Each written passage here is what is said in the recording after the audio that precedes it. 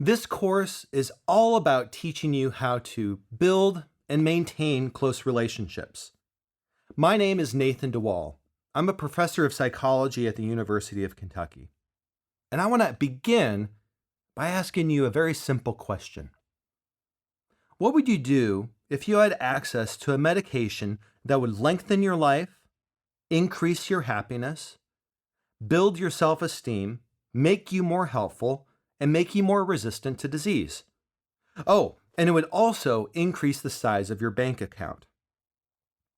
What would you be willing to pay for this medication? $5 for a daily dose? $100 for a daily dose? I'm here to tell you that this medication exists and is free, available to anyone, anywhere. Only it doesn't look like most medications you take. This strange force for good in your life is your social relationships. That is what this course is about.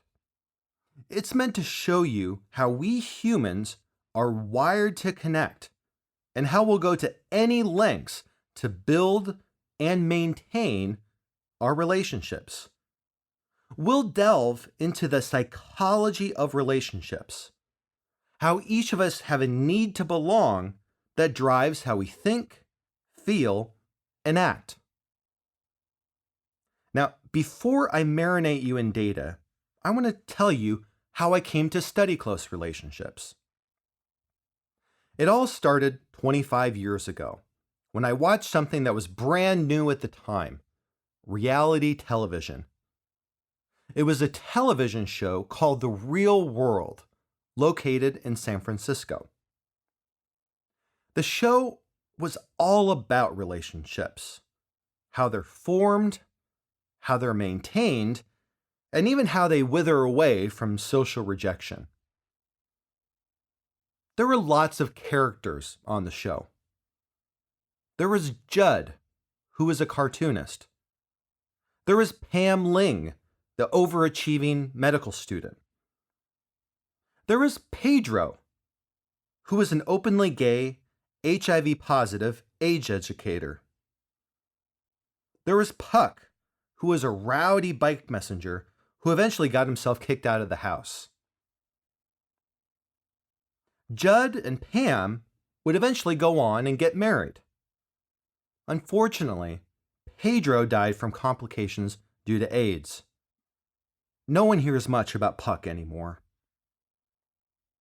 When the season wrapped up, the television network aired an episode in which a psychological scientist, someone like myself now, analyzed the relationship dynamics among people in the show.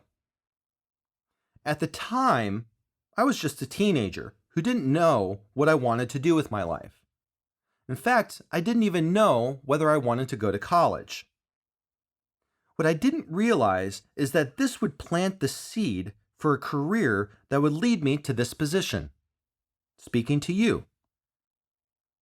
With pinpoint accuracy, the psychologist explained what drove the cast members to think, feel, and act the ways that they did.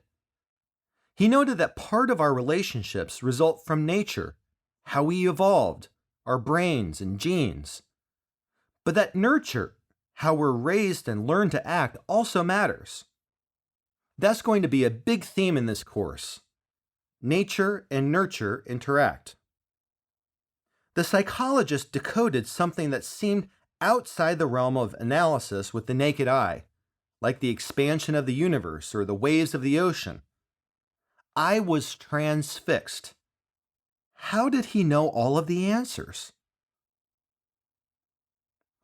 Little did I know that psychologists have something at their disposal called the scientific method.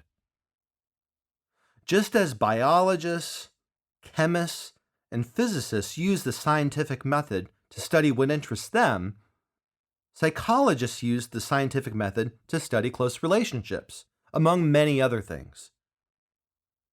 As psychological scientists, we follow a basic three-step process. First, we test. Second, we analyze. And third, we revise and test again.